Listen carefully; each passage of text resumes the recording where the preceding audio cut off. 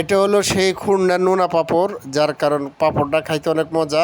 এরা নগদে ভাজা দিছে। আসলে আমি বয়সটা লাগাইছি এই জন্য আশেপাশে সাউন্ড শোনা যাচ্ছে না। তারপর পাঁপড়টা খাইতে অনেক মজা। উপরে দিচ্ছে আপনার মশলা দিয়ে দিবে ছিটাইয়া, নগদে ভাজা দিব এবং কি খুব মচমচা, খাইতে খুব স্বাদ। নোনা পাঁপড়টা পাওয়া যায় হলো থানা রোড তারাপুর মাঠে। নোনা পাঁপড়টা পাওয়া যায় ওখানে। এরা গেলে আপনি নগদে ভাজা দিব। থানা রোড তারাপুর মাঠে, অনেক মজা নোনা পাঁপড়টা। আমরাও গিয়েছিলাম খাইতে, তারপর খাইলাম, বুঝলাম, ভাবলাম আপনাদের সাথে ভিডিওটা শেয়ার করি, তো আপনাদের সাথে শেয়ার করলাম।